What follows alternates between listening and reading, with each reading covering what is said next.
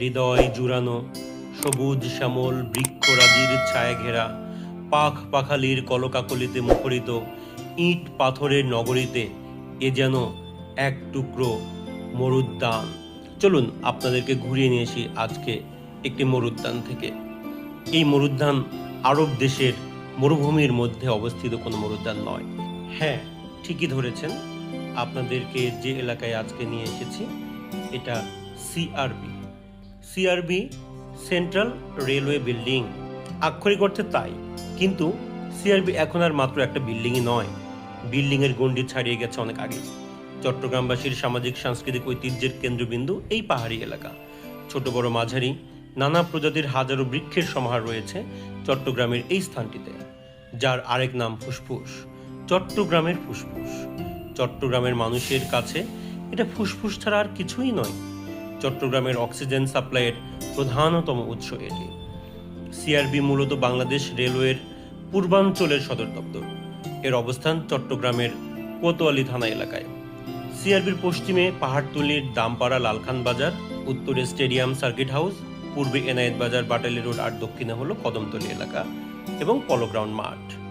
মাঝখানে সবুজ পাহাড়গুলোই সিআরবি এলাকা, যার কেন্দ্রস্থল হলো সাত রাস্তার মাথা, আর শীর্ষতলা হলো এর প্রাণ কেন্দ্র। সেন্ট্রাল রেলওয়ে বিল্ডিংকে কেন্দ্র করে গড়ে উঠেছে পুরো এলাকা। এখানে রেলওয়ে পূর্বাঞ্চলের সদর দপ্তর ছাড়াও রয়েছে পূর্বাঞ্চলের কর্মরত রেলের কর্মচারীদের বাংলো, বাসস্থান, মসজিদ, শহীদ মিনার, রেলওয়ে হাসপাতাল ও বক্ষব্যাধি হাসপাতাল।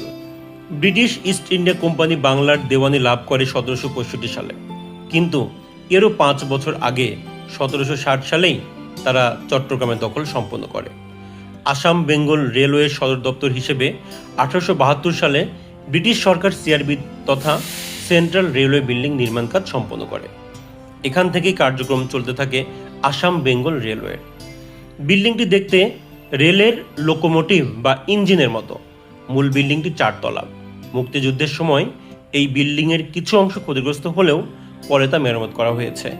চট্টগ্রামে যতগুলো প্রাচীন স্থাপনা রয়েছে তার মধ্যে সিআরবি অন্যতম পুরনো এবং এর নান্দনিক স্থাপনা যে কাউকে আগ্রহী করে তোলে পরিদর্শন করতে। বাংলাদেশের কলোনি যুগের একটি উল্লেখযোগ্য নিদর্শন হলো এই সেন্ট্রাল রেলওয়ে বিল্ডিং, এবং এখনও এইটি ব্যবহৃত হচ্ছে রেলওয়ের কাজে। ব্রিটিশ নির্মিত অন্যান্য স্থাপনার মতো এটির রঙও লাল। সেন্ট্রাল রেলওয়ে বিল্ডিংয়ের পাশেই অবস্থিত রেলের কর্মচারীদের জন্য বানানো হাসপাতালটিও একটি নান্দনিক স্থাপনা। ব্রিটিশ ডিজাইনে নির্মিত এই হাসপাতালটিতে রেলের কর্মচারীদেরকে চিকিৎসা সেবা দেওয়া হয়। ইট, কাঠ, টিন ও লোহার পাত ব্যবহার করা হয়েছে এই হাসপাতালটি নির্মাণের সময়। সিআরবির আরেকটি উল্লেখযোগ্য স্থাপনা হলো হাতি বাংলো। হাতির মতো দেখতে এই বাংলোটিও যে কারো আগ্রহ তৈরি করবে। এছাড়াও এখানে রয়েছে শহীদ মুক্তিযোদ্ধাদের কবর, যাদের মধ্যে উল্লেখযোগ্য হলেন শহীদ আব্দুর রব ও শহীদ নজির আহমদ। সবকিছু ছাপিয়ে যে জিনিসটি এই এলাকাটিকে মহিমান্বিত করেছে, বিশেষ মর্যাদা এনে দিয়েছে, তা হলো এখানকার শতাধিক শতবর্ষী গাছ। বিশাল বিশাল শতবর্ষী বৃক্ষের সারি আপনার হৃদয় ভরিয়ে দেবে। স্থানীয়ভাবে এই গাছগুলো শিরীষ গাছ নামে পরিচিত। এগুলোর আরেক নাম রেইন ট্রি। সিআরবির কেন্দ্রস্থল হলো সাত রাস্তার মাথা।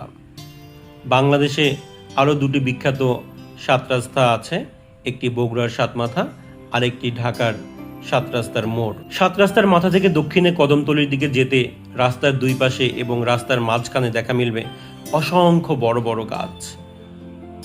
এ সকল বৃক্ষেরা তাদের ডানা মেলে পুরো এলাকাটিকে আগলে রেখেছে। দুই পাশের উঁচু সবুজ পাহাড়, উত্তর দিকে স্টেডিয়াম, শিশু পার্ক, রেডিসন ব্লু হোটেল।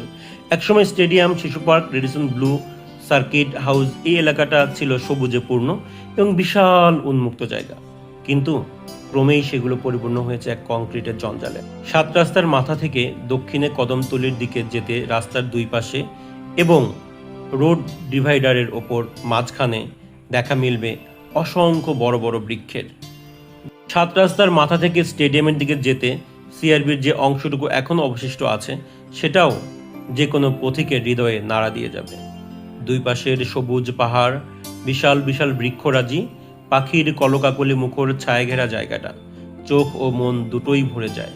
রয়েছে সুন্দর হাঁটার পথ। পূর্ব দিকে একটি রাস্তা, শহীদ নজির আহমদ সড়ক, রেলওয়ে হসপিটাল কলোনি বা শহীদ আব্দুর রব কলোনির ভেতর দিয়ে গেছে। শহীদদের স্মৃতিস্তম্ভের কাছে এসে এই রাস্তার একটি মাথা গেছে গোয়ালপাড়ার দিকে, আরেকটি এনায়েত বাজারের দিকে। এই অংশেও অনেক গাছ থাকলেও এলাকাটা বেশ নোংরা করে রাখা হয়েছে। পশ্চিম দিকে রয়েছে মোট 4টি রাস্তা। একটি রেলওয়ে পূর্বাঞ্চলের মহাপরিচালকের অফিসের দিকে গিয়েছে, ছোট্ট একটি রাস্তা। একটি রাস্তা সেন্ট্রাল রেলওয়ে বিল্ডিং ও মসজিদ হয়ে স্টাফদের আবাসিক এলাকার দিকে গিয়েছে।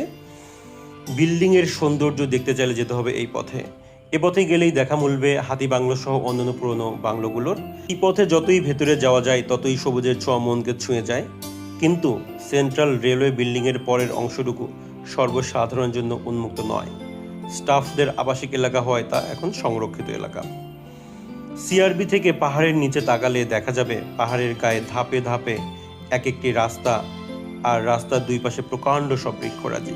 শতবর্ষী গাছগুলো তাদের বিশাল ডালপালা দিয়ে সমস্ত এলাকাটিকে ছাতার মতো ছেয়ে ফেলেছে, আগলে রেখেছে মায়ের মমতায়। রোদ বৃষ্টি যে কোনো সময় এখানে আসলে মনে অন্যরকম প্রশান্তি অনুভব করবেন। এখানকার বড় বড় শিরীষ গাছগুলো গোড়া বাঁধাই করে দেওয়া হয়েছে। পাহাড়ের পাদদেশে বসার ও হাঁটার সুন্দর ব্যবস্থা করে দেওয়া হয়েছে। সকালে ও বিকেলে নগরের মানুষের এখানে যেমন হাঁটতে আসেন, তেমনি আনমনে সময় কাটানোর জন্য এখানে প্রতিদিন নগরবাসীর ভিড় লেগেই থাকে। পহেলা বৈশাখ থেকে শুরু করে ফাল্গুন, ঈদ, যে কোনো উৎসবে নগরবাসীর ভ্রমণের তালিকার প্রথম স্থানটি হলো সিআরবির এই শিরীষতলা। শিরীষতলার এই এলাকাটির পাশ ঘেঁষে টাইগার পাসের দিকে একটি রাস্তা চলে গেছে, অসম্ভব সুন্দর সড়ক। আর শেষটি পলো গ্রাউন্ডের দিকে। চট্টগ্রামের ঐতিহ্যবাহী জব্বরের বলি খেলা এই রাস্তার মুখের অংশেই হয়। বেসরকারি উন্নয়ন সংস্থা effective creation on human opinion বা একো এর পরিচালনায় প্রাথমিক এক গবেষণায় সিআরবিতে মোট 197টি উদ্ভিদ প্রজাতি রেকর্ড করা হয়েছে। এর মধ্যে বড় বৃক্ষ রয়েছে 74টি, মাঝারি বৃক্ষ রয়েছে 37 প্রজাতির, গুল্ম জাতীয় রয়েছে 67 প্রজাতি, লতা জাতীয় উদ্ভিদের সংখ্যা 14 প্রজাতি। এদের মধ্যে 154টি প্রজাতি পাওয়া গেছে যেগুলো ওষুধ তৈরিতে ব্যবহার করা হয়। তাছাড়া বিপন্ন প্রায় 9টি এবং ভবিষ্যতে বিলুপ্ত হতে পারে এমন প্রজাতি পাওয়া গেছে 50 এর অধিক। এখন পর্যন্ত শনাক্ত করা হয়নি এমন প্রজাতির সংখ্যা 20 এর অধিক। চট্টগ্রামের নগর উন্নয়ন মাস্টার প্ল্যানে রেলওয়ে পূর্বাঞ্চলকে ঘিরে থাকা পুরো এলাকাকেই সিআরবির অন্তর্ভুক্ত বলে ঘোষণা করা হয়েছে এবং ডিটেইল এরিয়া প্ল্যান অনুযায়ী এটাকে ঐতিহ্য ও সাংস্কৃতিকভাবে সংরক্ষিত এলাকা হিসেবে ঘোষণা করা হয়েছে। এই এলাকাটিকে সংরক্ষণের ব্যাপারে ড্যাপে যে 8টি সুপারিশ করা হয়েছে তার একটি হলো এই জায়গায় কোনো বাণিজ্যিক ব্যবহার ও অ্যাপার্টমেন্ট ভবন নির্মাণের জন্য অনুমোদন দেওয়া যাবে না। এই এলাকায় ভূমি ইজারা, ভূমি ব্যবহার বা অন্য কোনো কিছু করতে হলে চট্টগ্রাম নগর উন্নয়ন কর্তৃপক্ষের গঠিত নগর উন্নয়ন কমিটির বিশেষ ছাড়পত্র নিতে হবে। হৃদয় জুড়ানো সবুজ শ্যামল বৃক্ষরাজির ছায়া ঘেরা পাখপাখালির কলকাকলিতে মুখরিত ইট পাথরের নগরীতে এই মরুদ্যানকে রক্ষা করার সময়ের দাবি। প্রাকৃতিক অক্সিজেনের ভাণ্ডার এই সিআরবি এলাকা, এর নৈসর্গিক সৌন্দর্য যে কারো হৃদয়ে ছুঁয়ে দেবে প্রশান্তির পরশ। শুধু চট্টগ্রাম নগরবাসীই নয়, সারা বাংলাদেশের সম্পদ এটি। এটি যেমন প্রাকৃতিক সম্পদ, তেমনি এর রয়েছে ঐতিহাসিক গুরুত্ব। অতএব প্রাকৃতিক পরিবেশ ও ইতিহাস ঐতিহ্য সংরক্ষণ এবং নগরবাসীর নিঃশ্বাস নেয়ার জন্য বিশুদ্ধ প্রাকৃতিক অক্সিজেনের এই ভাণ্ডারকে সংরক্ষণ করা আমাদের দায়িত্বের মধ্যেই পড়ে।